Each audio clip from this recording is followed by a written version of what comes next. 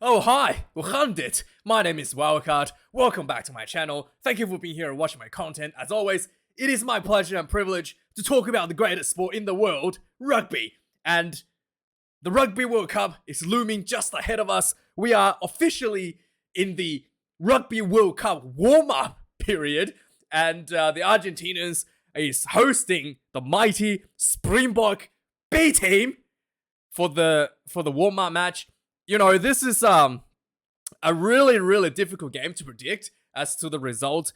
I do feel like maybe, I do feel like the Springboks probably needed more time for their starting team going into the Rugby World Cup because they really haven't found that consistency. If they had beaten the All Blacks in, a couple rounds ago in, where was it? In Auckland? Was it Auckland? Yeah, in Auckland.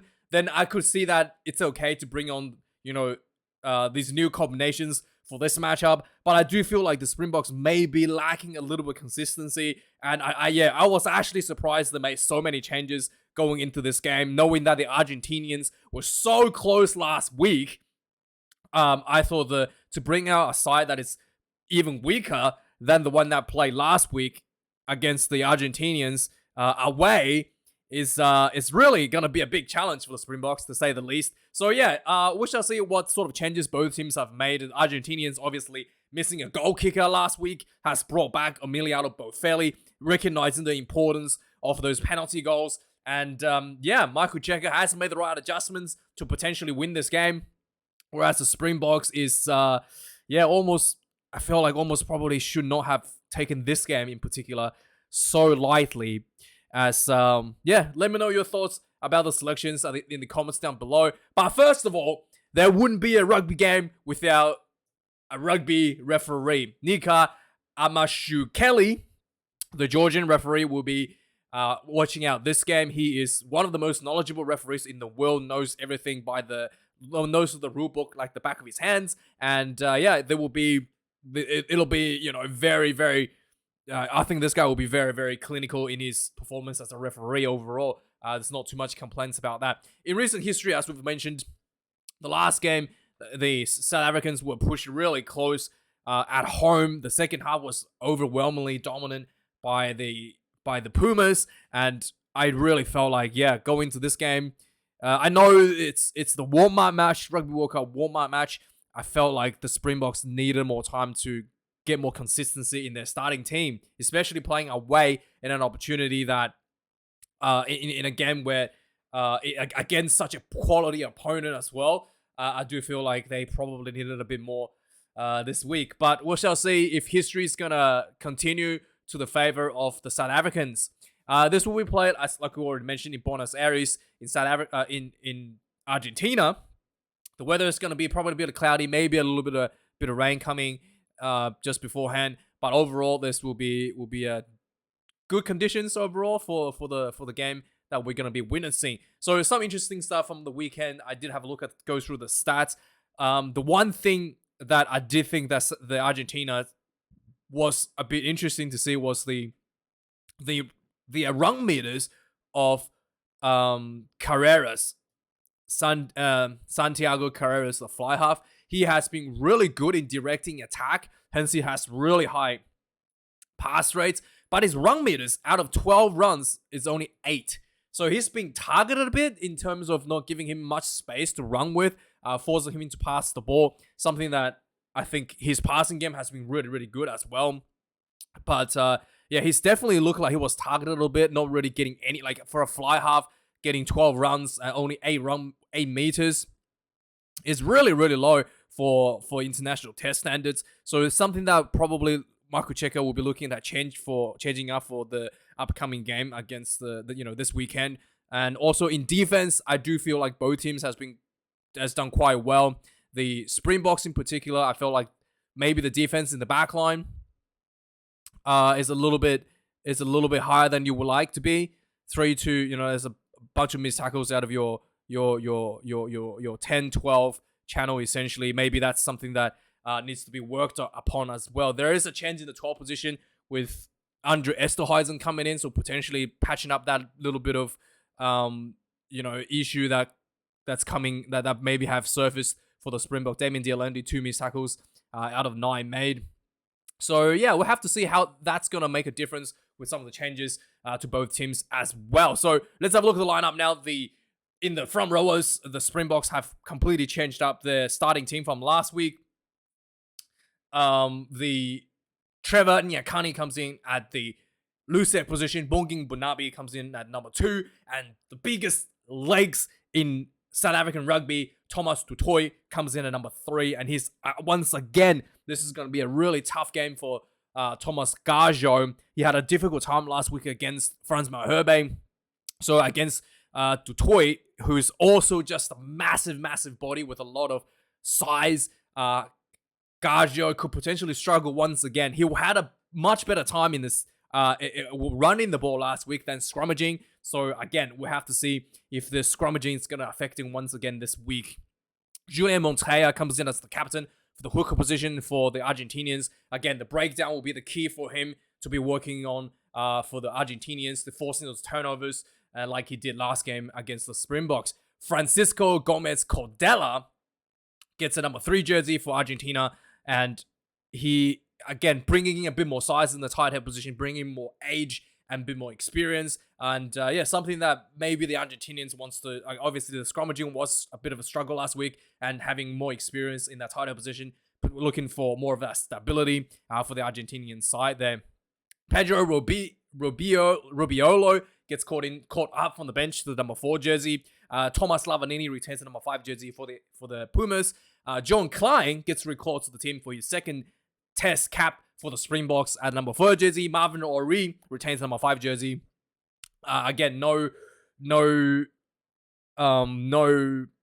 Eben Nesbeth for the Springboks in that set piece. We shall see how that goes. Marvin Ori, however, has been getting much better in that locking position, and it's good. Yeah, it'll be a good transition for him for the number 5 jersey if Eben Nesbeth is somehow not available. Number 6 jersey, Pablo Matera retains for the Argentinians in the blindside flanker position. In the open side flanker position at number 6 jersey, Dion Fourie. Is this his first start for the Springboks, or is this his second start for the Springboks? Dion Fourie also doubles up as a hooker, so he could potentially come on to throw a few balls if Joseph Duiba struggles a bit in the second half coming off the bench. Santiago Cardona gets number 7 jersey, and Juan Martin Gonzalez moves from the open side flanker position to the number 8 jersey for the Argentinians. Franco Mostert gets a start finally for the Springboks. The Springboks has been really stacked with talent in the locking positions and in the loose forward positions. So yeah, when was the last time he played? It's been a few games now he has been missed out due to the return of R.G. Snyman, and Franco Mostert just really hasn't been given any opportunities to play off the bench like he normally does. And then, obviously Pieter-Steph du Toit has been starting ahead of him as well in the number 7 jersey. So he gets another shot at 7 jersey. And Jasper Wiese, the best forward under the high ball in the world right now, will be coming in at number 8 jersey for the Springboks, bringing a lot of that physicality as well with his carry running game. In the back line now for both teams, the Gonzalo Patrono gets moved out from the bench to the number 9 jersey next to Santiago Carreras. Like I said, he seemed like he was targeted a bit last week. Really didn't get much run meters at all. We shall see how he goes this week. Maybe he's going to be finding himself a bit more space. It's something that I think Michael Cheika will probably want to work with him to get a bit more space around the field for him.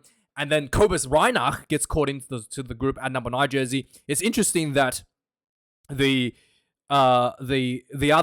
what's his name, Jaden Hendricks is available to play. He has returned to the squad. He isn't given opportunity here. I felt like for a while he was looking, Jaden Hendricks was looking like he was going to be the premier starting number 9 for the Springboks with a lot of talent, a lot of promise, and he has been, away due to personal reasons. He hasn't had an injury. I really felt like he probably needed a bit more game time. Going if they wanted to take him to the Rugby World Cup. I feel like if they don't, it's going to be a big loss for the Springboks. But then again, I don't know what his form is in right now behind the scenes. So obviously there's a reason that Reinach is selected ahead of him. In fact, Herschel Yangshies is selected ahead of Hendricks as well on the bench. The number 10 position for the Springboks, Mane Lebok, gets another shot for the Springboks in their number 10 jersey. And then In the blindside winger position, Santiago Cordero gets caught in. He's up against the returning of Makuzolo Mapimbi, who's going to be for the Springboks. Has been falling out of the Springboks quite a little bit at the moment. I think the Springboks are still trying to work out the best winger combination. I do feel like having both Cheslin Kobe and Kurti Arendse, two very small wingers, is something that's it really probably lacked a little bit of size in those positions. I think the better combination is to have Mapimpi at one of the wings and then have one of the either Cheslin Kobe or Kurti Arendse on the other, just to balance out the sizing a little bit. Speaking of size, coming in at number 12 for the mighty Springboks, Andre Esterhuizen gets number 12 jersey. I thought his performance, I think it was against the Wallabies, was very, very impressive. He had a lot of physicality, carried the ball really well, straightened up the running lines, created a lot of space. Every time he carried the ball, he looked threatening. His defense was good. And I do feel like potentially he could be a starting player over Damien Dialendi at the current stage of the game. And I'm really like that. I was really, very surprised how good he was against the Wallabies. And I did feel like Damien Dialendi looked very underwhelming in the past two tests that he had been given a start jersey. So Esterhuizen, looking forward to seeing him play again this weekend. Santiago Chocobares had a very good outings last week for the Argentinians at number 12 jersey. He gets another nod for the number 12 jersey. Lucio Cinti retains the number 13 jersey for the Argentinians. Lucayo Am gets called off the bench to the starting position at number 13. Emiliano Boffelli, the goal kicker that has been missing last week, has returned to the blindside winger position. He normally plays fullback as well. Maybe he's carrying. People were saying that he was injured last week. Maybe he's still carrying a bit of a niggle. That's why he's on the wing, because normally he plays fullback. Maybe they want to just take that, that workload off him a little bit. He's up against the youngster Kanan Moody, who's done tremendously well filling in injury covers for the Springboks. And in the last 12 months or so, in the fullback position, the Michael Cheika has opted to debut Martin Borgado and number 15 jersey. So, but with Emiliano Boffelli on the field, if Martin is struggling a little bit, Boffelli will be able to take over and cover that fullback position. So, not too much of an issue. They are up against the greatest Springbok ever in the history of the Springboks. Damian Willemse will be playing that number 15 jersey ahead of Willie le Roux.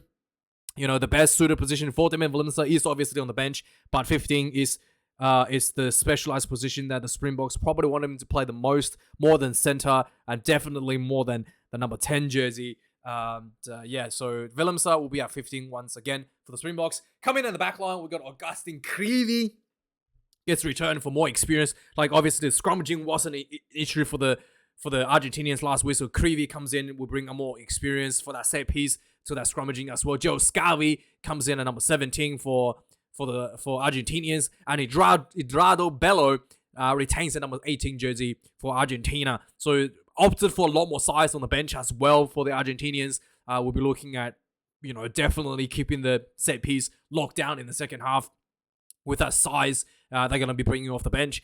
Joseph Dweba comes in at number 16 for the Springboks, and Gerthro Steenkamp came out of retirement, apparently, at 26 years of age to debut once again for the Springboks. Okay? Okay.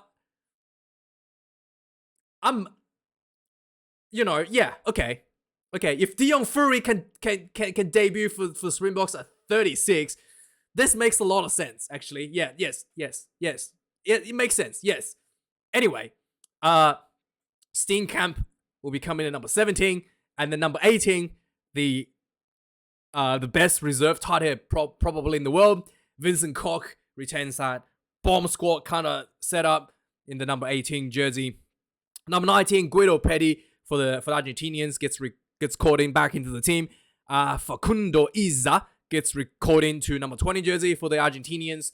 Jean-Luc Dupriez gets number 19 jersey for the Springboks, whilst Evan Ruiz gets number 20 jersey for the Springboks coming off the bench. The Springboks has opted for 3 backs reserves for this test match, with Herschel Yanchis. Like I mentioned, I'm surprised Jaden Hendricks isn't getting any time here. Herschel Yanchis has been falling out of the Springboks' favor for quite a while now. He hasn't played for probably 12 months, if not more, for the Springboks. He finally returns once again. At one time, I thought he was one of the most promising halfbacks for the Springboks, and then he just kind of fell out of the favor a bit. Yeah, it's been a while since he returns, but he will be getting around this weekend.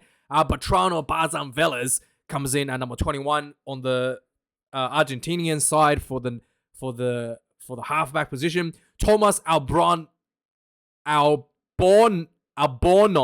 comes in number 22 for Argentina. Jesse Kriel stays on the bench for number 22 for the Springboks. Number 23, the final position, Matias Moroni gets dropped to the bench to the number 23 jersey, whilst Kurt Lee Adensa gets the final jersey for the Springboks to potentially come off the bench and make an impact play to close out the game for the Springboks in the dying stages.